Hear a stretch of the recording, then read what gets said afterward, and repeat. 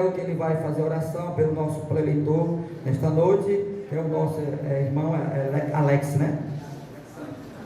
Senhor, teu servo agora vai trazer a tua palavra, que tu abra o nosso entendimento para entender tudo aquilo que tu vai trazer através dele, pelo teu Santo Espírito, para que nós possamos nos encher de ti esta noite e sairmos da tua casa, Senhor, sabendo que tu estás presente dentro de nós. Em teu nome eu te peço, Jesus. Amém.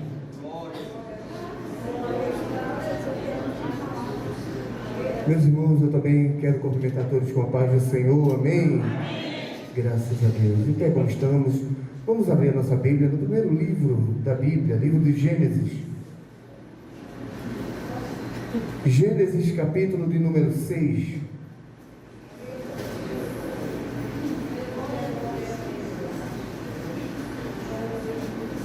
Gênesis capítulo 6, vamos ler a partir do verso de número 13. Gênesis capítulo de número 6, verso de número 13, que diz assim a palavra de Deus: Então disse Deus a Noé: O fim de toda a carne é vindo perante a minha face, porque a terra está cheia de violência. E eis que desfarei com a terra. Faze para ti uma arca de madeira de golfe, e farás compartimentos na arca, e a betumarás por dentro e por fora com betume. E desta maneira farás de 300 côvados o comprimento da arca, e de 50 côvados a sua largura, e de 30 côvados a sua altura. Farás a arca uma janela, e de um côvado acabarás em cima, e a porta da arca porás ao seu lado. Farás andares embaixo, segundo e terceiro, porque eis que eu trago um dilúvio de águas sobre a terra, para desfazer toda a carne que há espírito de vida debaixo dos céus. Tudo que há na terra expirará, mas contigo estabelecerei a minha aliança, e entrará na arca tu, os teus filhos, a tua mulher e as mulheres dos teus filhos. Diga glória a Deus. Bondoso Deus, querido Pai, estamos em tua santa presença, Pai. Te louvamos, Senhor, pela tua palavra que foi lida, Pai.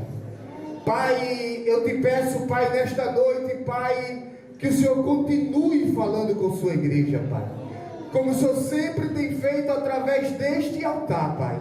Continue falando com o teu povo, Pai. Que o teu Santo Espírito nesta noite sinta liberdade nesta casa, Pai, de nos admoestar, de nos orientar, de nos ensinar, Pai.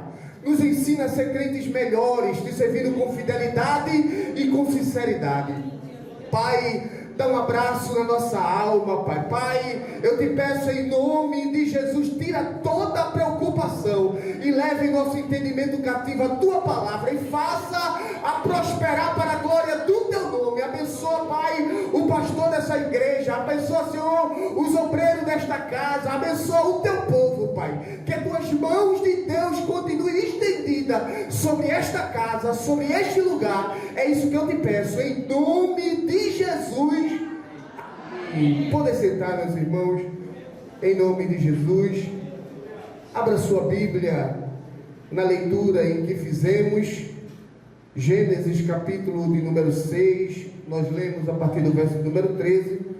Enquanto você abre, eu quero louvar a Deus por essa tão grande oportunidade que o Senhor tem me concedido de retornar a esta casa. Que Deus continue abençoando nosso pastor, nossa irmã Marilde, os obreiros, nossos amigos. Deus abençoe vocês em nome de Jesus. Hoje eu venho acompanhado da minha mãe, e eu quero já pedir à igreja. Faça sinal aí, minha mãe. Faça sinal aí para a igreja conhecer. Pronto. Ore por ela é afastada do evangelho, e a minha oração é que ela retorne. Eu também estou com minha outra mãe que eu ganhei, Denise, está do lado dela ali, ó. Deus abençoe, eu consegui convidar e elas vieram para estar conosco, em nome de Jesus. Ore para que o Senhor possa salvar por bondade e misericórdia. Amém, meus irmãos? Meus irmãos, mantenha a Bíblia aberta. Eu prometo que não vou enfadigar os irmãos, mas eu preciso falar o que o Senhor tem colocado em meu coração. Amém? O livro de Gênesis é conhecido da igreja porque trata do início das coisas. A gente vê no capítulo 1 Deus criando as coisas, criando o homem, criando a mulher. Depois nós vamos ver que o homem desobedece a Deus. Além de desobedecer a Deus, a Bíblia vai dizer que Deus os tira do jardim, coloca um querubim, uma espada inflamável, para que eles não adentrem mais o jardim. E daí a Bíblia vai falar da genealogia, vai mostrar o primeiro homicídio e a genealogia de Sete. Quando a gente chega no capítulo de número 6, a gente vai encontrar do verso 1 ao verso 7, Deus, eu vou usar essa expressão e meus companheiros vão me entender disso aí. É bom rever meu diácono Edgar, faz muito tempo que eu não vejo. Deus abençoe o Senhor, amém, em nome de Jesus. Deus desabafar, se é que eu posso usar essa expressão e me tolere dessa expressão, porque Deus está dizendo, olha, a corrupção, é Deus que está falando. O capítulo 6, do verso 1 em diante, é Deus que está falando. Deus está dizendo, a corrupção tem se multiplicado, o homem tem se tornado mal, e Deus começa agora a falar algumas coisas. Só que diante do que Deus fala, Deus vai usar uma expressão dizendo assim, eu estou arrependido de ter criado o homem. E a gente precisa entender, porque a própria palavra de Deus vai nos dizer que Deus não é homem para que minta, também não é filho do homem para que se arrependa. Como é que o profeta vai dizer isso? E o próprio Deus, no capítulo de número 6 de Gênesis, ele vai dizer, eu estou arrependido de ter criado o homem. É bem certo que eu preciso explicar isso para que a gente não vá confundindo ideologias que existem fora. A palavra arrepender-se, ela não pode ser traduzida da sua forma literal. Não entendi, Alexandre. O que é arrepender-se? É mudar de ideia. Só se arrepende quem é pego de surpresa. Então eu penso, vamos imaginar que eu vou para algum lugar e eu digo, eu vou pegar essa estrada. E quando eu pego essa estrada, tem um trânsito muito grande e eu boto a mão na testa e digo, me arrependi de ter pegado esse caminho. Então, porque eu fui pego de surpresa. A gente precisa entender que esta palavra, essa expressão que diz arrepender-se, não é uma expressão que pode ser traduzida de forma literal, porque se for de forma literal, ele fere os atributos de Deus, porque a Bíblia diz que Deus é onipotente, tem todo o poder. Deus é onipresente, pode estar em todos os lugares, e Deus é onisciente, dono de toda a ciência, sabe todas as coisas e não é pego de surpresa. Então, essa palavra no grego é uma antropopatia. E o que é isso? Antropô quer dizer homem, e patia quer dizer sentimento. O que o texto está dizendo é que Deus está expressando um sentimento, e não é um arrependimento. Para que a gente possa entender, quando a Bíblia fala de arrependimento humano, no grego essa palavra é metanoel, que quer dizer o quê? Mudança de mente, mudança de ideia. Mas todas as vezes que a Bíblia fala de arrependimento divino, no grego essa palavra é metamelomai, que quer dizer dor, tristeza e pesar. Ou seja, para que você possa entender, Deus sabe que a natureza do homem é pecaminosa. Deus sabe que a natureza do homem é corruptível, é declinável a queda. Mesmo Deus sabendo que o homem pode errar, Deus não se alegra com a queda do homem. Quando Deus vê o gênero humano pecar, aí o texto vai dizer, arrependeu-se. Isso quer dizer o quê? Que Deus sentiu dor, Deus sentiu tristeza e Deus sentiu pesar pela situação humana. Mas Alexandre, há algum texto bíblico que possa corroborar com isso? Sim. O próprio livro de Gênesis, no capítulo de número 1, verso 1 e 2, vai dizer assim, e criou Deus os céus e a terra. Aí o texto vai dizer assim, e a terra mas o Espírito de Deus pairava sobre a terra. Antes de existir qualquer coisa, o Espírito Santo de Deus já estava lá. Deus nunca é pego de surpresa. Nunca Deus será pego de surpresa.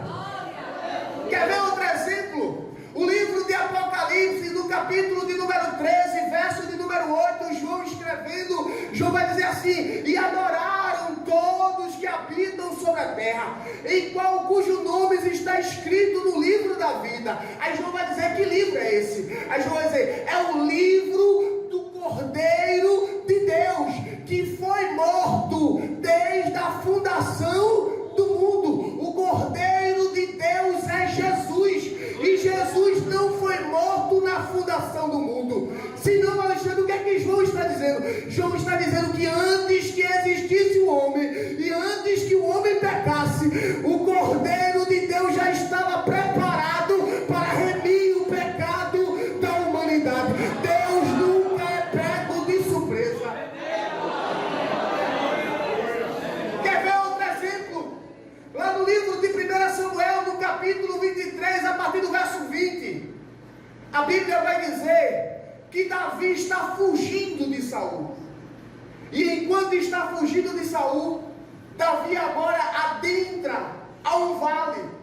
E para que a gente possa entender, um vale é um caminho baixo, onde do lado esquerdo são montes e do lado direito também é monte. Um vale tem uma entrada e uma saída.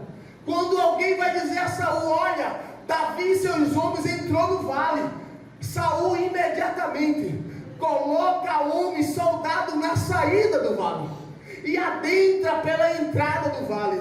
Ou seja, Davi estava perdido. E quando alguém diz: foi pego de surpresa, Deus não previu isso, não tinha solução. Aí o Deus de Israel, que tem o controle de todas as coisas, faz com que os filisteus ataquem Israel. E o mensageiro chega para Saul e diz: deixa Davi para depois, porque os filisteus estão adentrando Israel e estão atacando. Então Saul dá ordem aos soldados para voltarem. Alguns estudiosos vão dizer que foi aí que o Salmo 121 foi escrito, quando o salmista vai dizer: eu elevo os meus olhos para os montes, da onde vai vir o meu socorro? O meu socorro vem do Senhor, que fez os céus e fez a terra. Deus nunca é pego de surpresa, nunca. Enquanto você está preocupado nesta noite, eu preciso te dar uma palavra profética, e só recebe quem tem fé. Deus está no controle desta situação. Alexandre, tu não sabe o que aconteceu hoje e não precisa nem me dizer. Eu preciso te dizer, diante da autoridade do poder que existe na palavra de Deus, Deus está no controle desta situação. Descansa.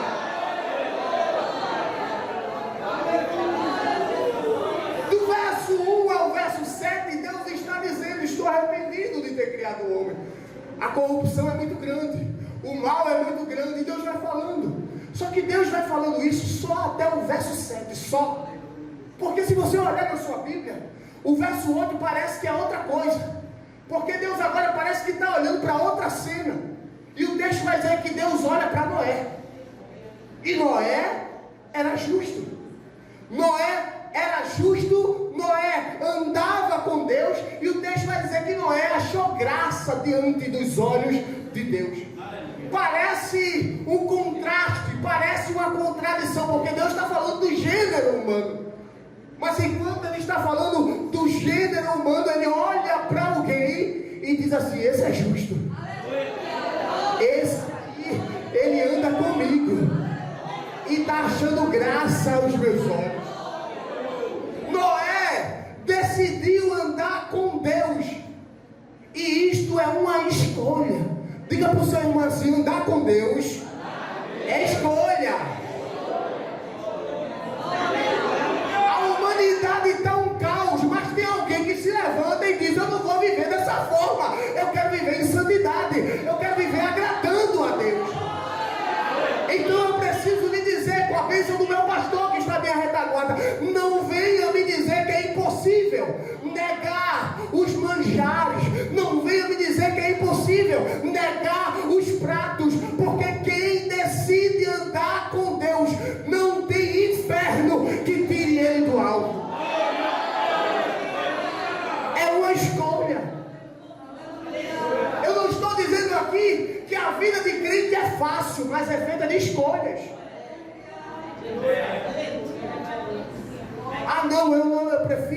ficar assim do que perder a amizade. Deixa eu te dizer uma coisa, a Bíblia diz que naquele grande dia, todo joelho se dobrará, e eu preciso te dizer, a tua mãe não vai poder apelar por ti, o teu pai não vai poder apelar por ti, nem os teus amigos irão apelar por ti, é você e Deus. Então é melhor viver uma vida agradando a Deus aqui.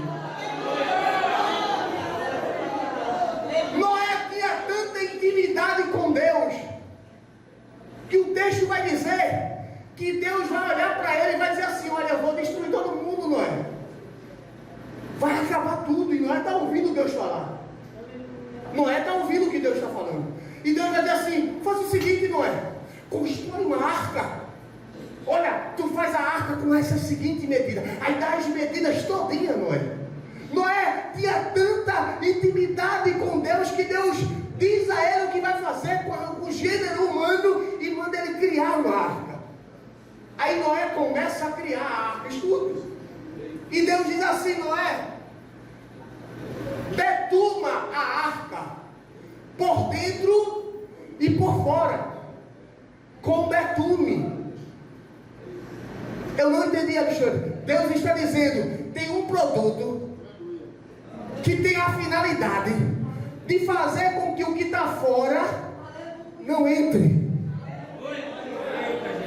E o que é o betume? O betume é um mineral, algo viscoso, que é inflamável, muito parecido com petróleo. E a finalidade dele é fazer com que as águas que estão fora não adentrem para tirar a vida de quem está dentro da arca. Deixa eu me dizer, eu preciso falar isso porque Deus, quando me deu essa palavra, falou muito forte ao meu coração. Existe uma geração que está trazendo, pastor, algo de fora e colocando dentro. Mas bora colocar uma parede aqui, vamos colocar um luminário aqui, fazendo com que algo de fora adentre. Mas Deus está dizendo: coloque betume, porque essa água não vai entrar dentro da tua casa, essa água não vai entrar dentro da tua vida. Vai colocando betume. Deixa alguém falar, deixa alguém dizer o que quiser. É antiquado, é velho, mas você tem que colocar betume, porque o mal que está lá fora não vai entrar dentro da tua casa, vai ver a tua casa e a tua família.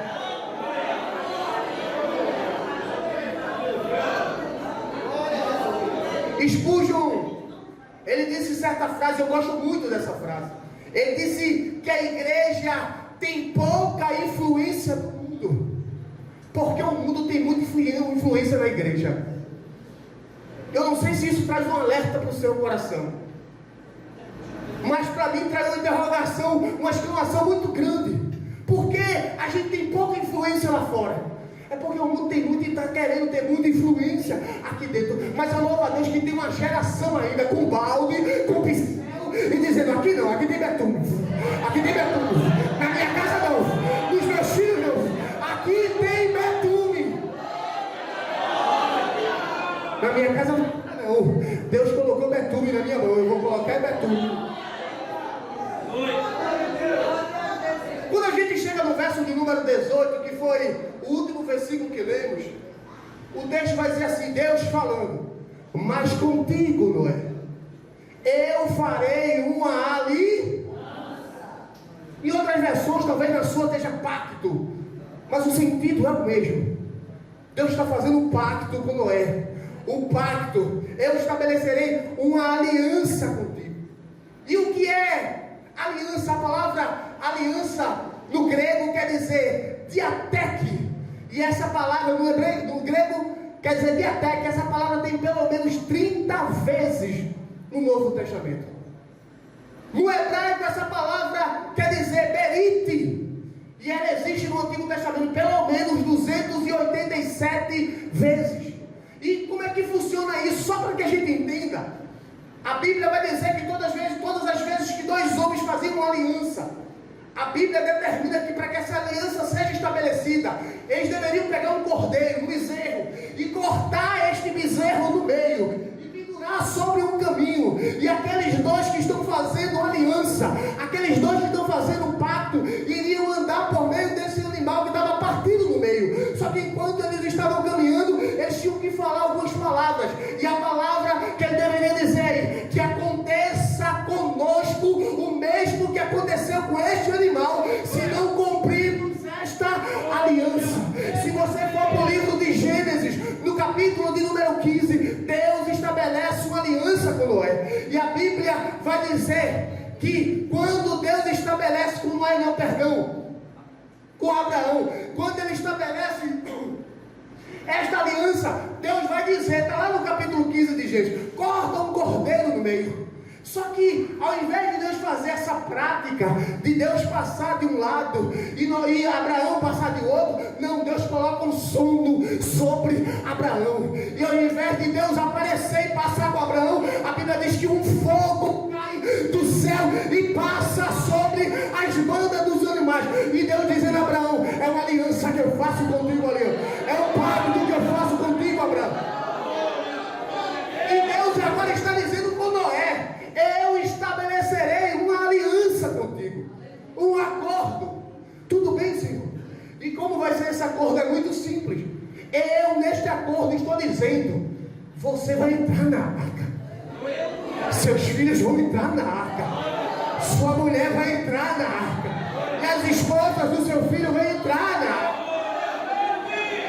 O verso de número 18, a parte B diz, entrará na arca tua esposa, teus filhos e as esposas dos teus filhos. Aleluia. Diga para o seu, olhe para ele, diga assim, quer casar com o filho de Noé? Tem que entrar na arca. Tem um grupo aí que quer se envolver com o filho de Noé, mas não quer entrar na arca. Mas eu quero profetizar nesta noite em o nome de Jesus. Vai entrar tu e a tua casa dentro da arca.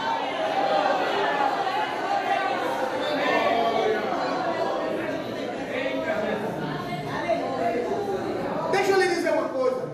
Existe uma geração, e o jovem, ouça o que eu vou falar, de ovelhas, que somos nós, que nasce como ovelha, cresce como ovelha, canta na igreja como ovelha, prega na igreja como ovelha, desce as águas batimais como ovelha, mas quer casar com bode. Não vai dar certo isso. Mas Alexandre, tu não acha não que se eu me envolver com esse jovem, com o meu jeito, com o meu movimento, eu não posso ganhar ele para Jesus, não? Eu acredito que Jesus pode salvar ele, sim. Mas eu preciso lhe dar uma palavra nesta noite. Eu pastoreio a igreja. E eu tenho muitas irmãs na igreja que até hoje ora para Deus salvar o seu esposo. Quer arriscar? Bode gosta de pagode. Bode gosta do funk. E você é ovelha. Vai com ele pro pagode? Vai com ele pro funk? Ou vai deixar ele sozinho com as outras bodes lá?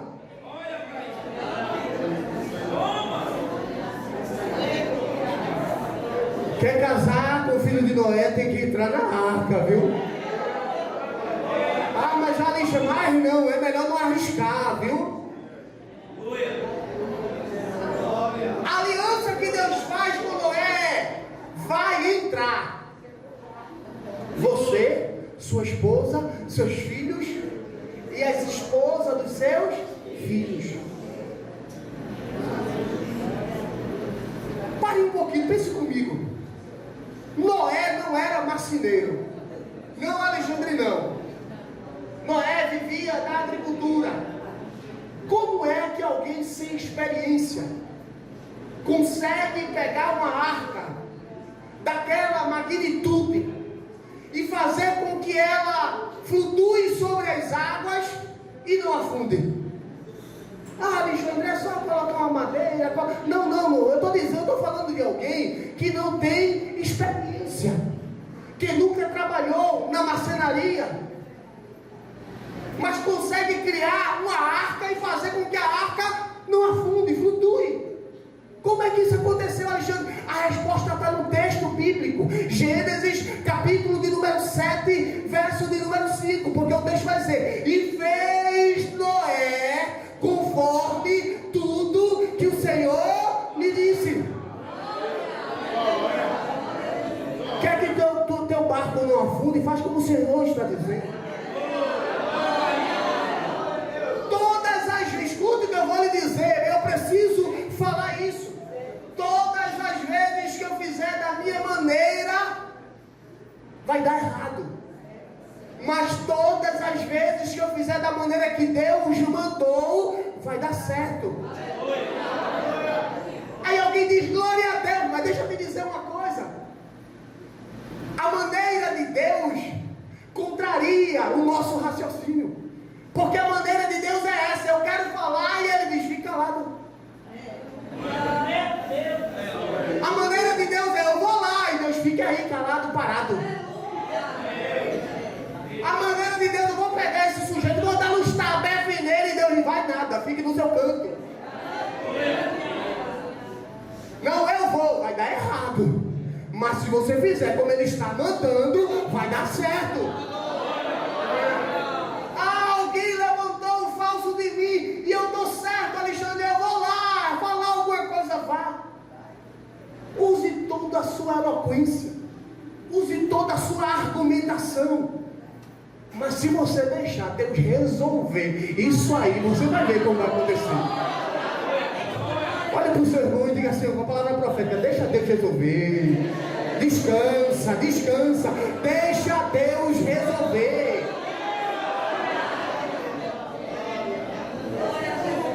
Disse aqui outra oportunidade para que a gente possa entender, porque todas as vezes que eu faço do meu jeito dá errado.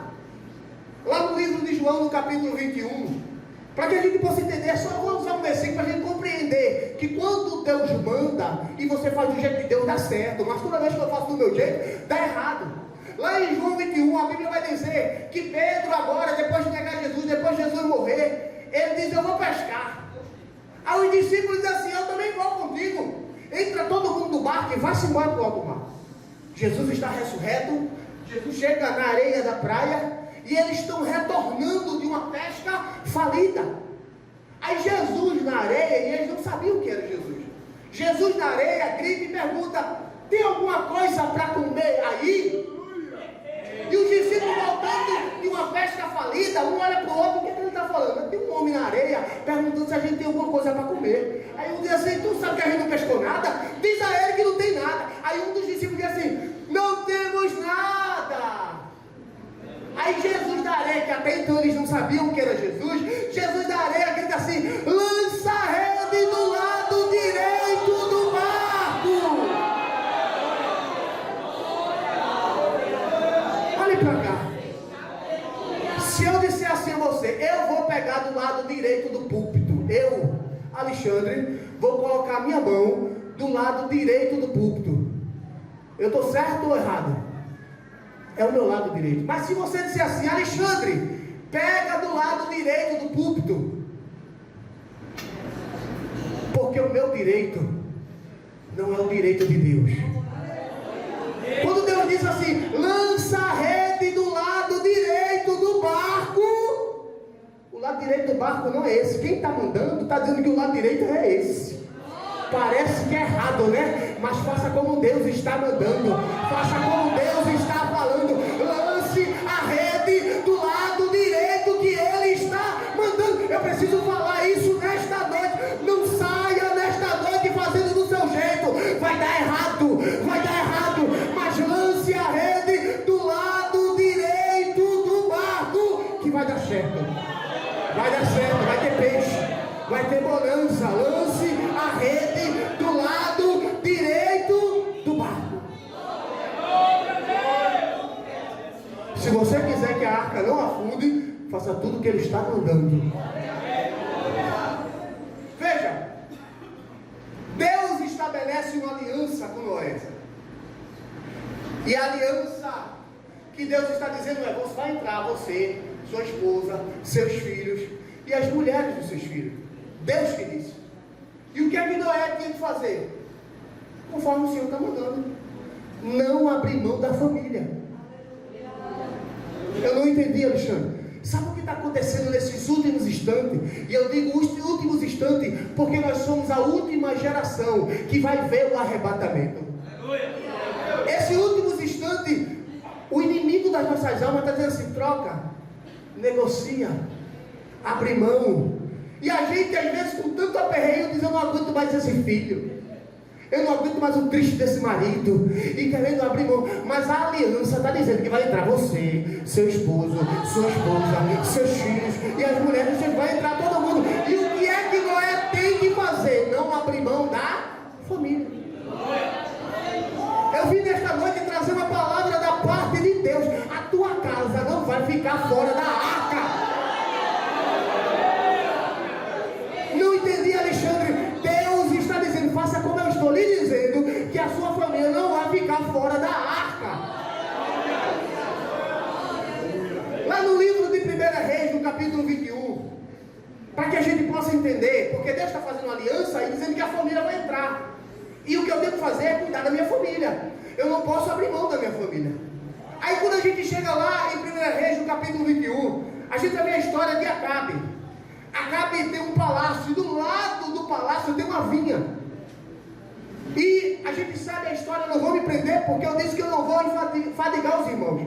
Vou concluir. A Bíblia vai dizer que Acabe agora quer a vinha de Nabote. Só que Acabe tinha dinheiro. Tinha ou não tinha? Porque ele disse: diga o preço que eu pago. Então ele tinha dinheiro.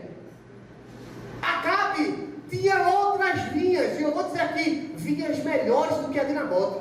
Tinha, ali, já está na Bíblia. Porque ele diz assim: se tu quiser eu troco por uma vinha melhor. Então, nunca parou para pensar o que é que um rei que tem dinheiro para comprar qualquer vinha, tem vinha melhor do que aquela? O que é que ele quer com aquela vinha? O que é que ele quer com a tua vinha? O que é que o adversário quer com a tua vinha? Já parou para pensar não? Porque às vezes a gente pensa: o que é que o diabo quer? Eu não faço nada demais, eu sou um crentinho, e não que porque o diabo me aperreta. Já pensou por que ele luta tanto para tomar a tua vinha? Para que, Alexandre? Está no texto. Ele próprio diz: me dá a tua vinha para que eu transforme ela numa horta. Alexandre, eu não entendi nada, eu vou explicar. Você não vai sair daqui desta noite dizendo que não entendeu a palavra. Uma horta. As irmãs que gostam de planta, normalmente tem uma hortazinha em casa que planta cebolinha, uma tomate, um coentro, não é isso? Quando a gente planta uma horta, a gente colhe na horta depois de 30 dias, no máximo 60 dias. E a horta acabou. Você tem que plantar outra horta. E vinha, Alexandre? A vinha não produz no primeiro ano. A vinha não produz no segundo ano. A vinha não produz no terceiro ano. Eu não estou entendendo, Alexandre. Você está entendendo sim. Deus está dizendo: está passando um ano, né? Mas continue colhendo, continue plantando, continue colando água, continue ajeitando isso aí.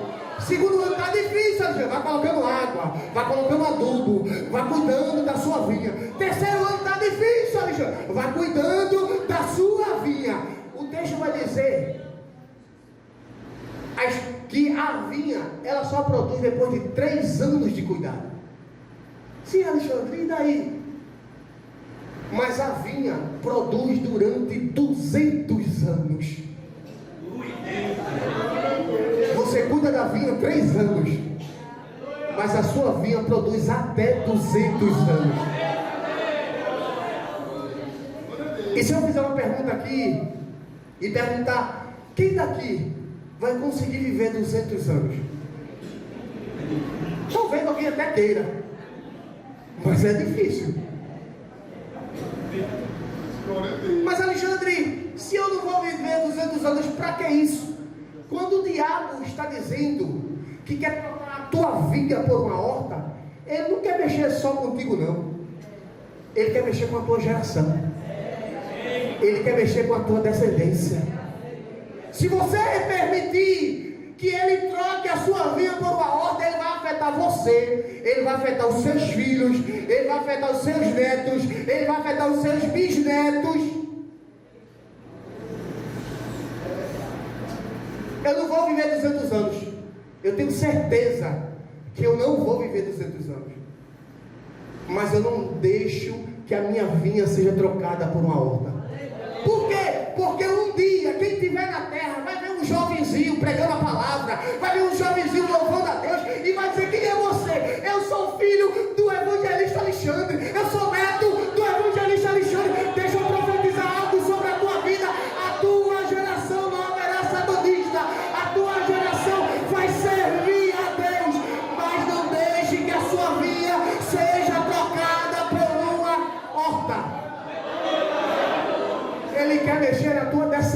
descendência, mas a tua descendência vai louvar a Deus.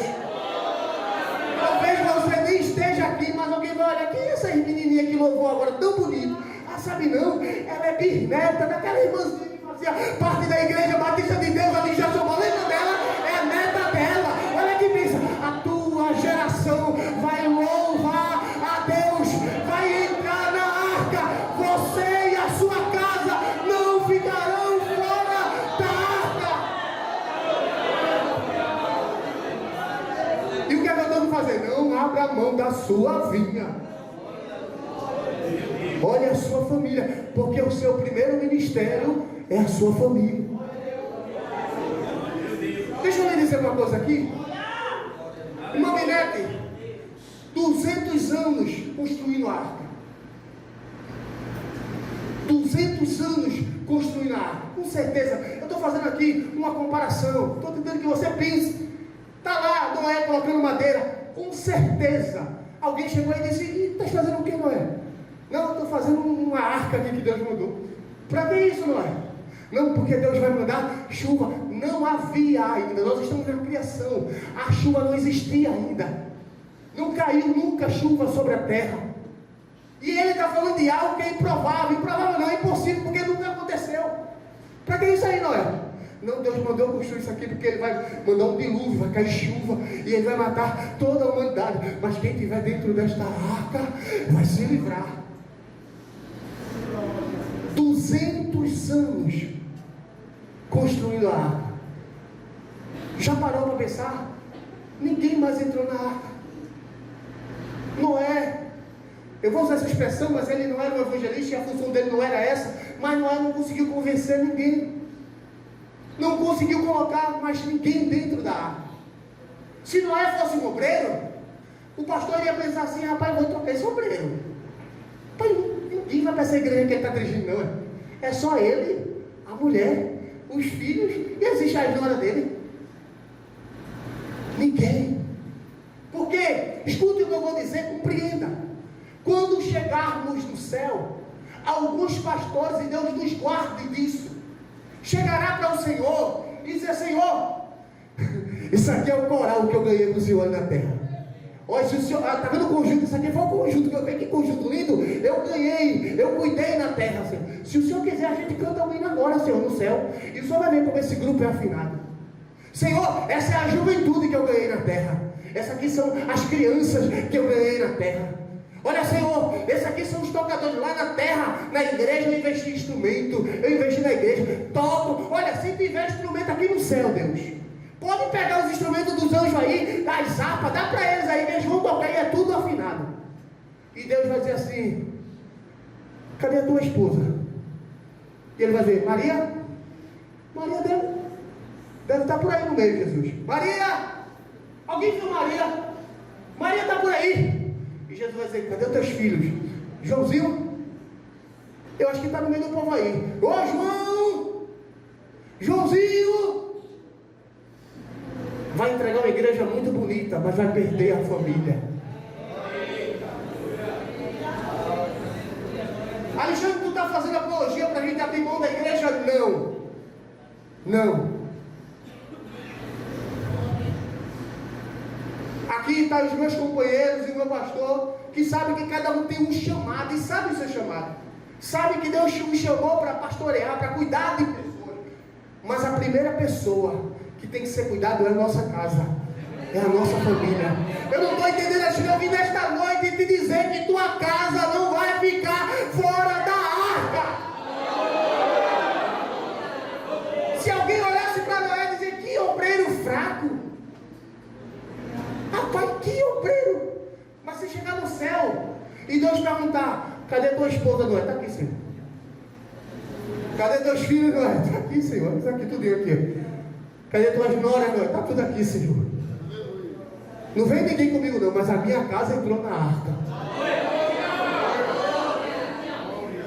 Eu vim aqui nesta noite te dizer, não desfaleça, não abra mão da sua casa. Porque tem pessoas aqui que estão cansados e a caminhada cristã cansa. Porque a vontade que eu tenho às vezes é de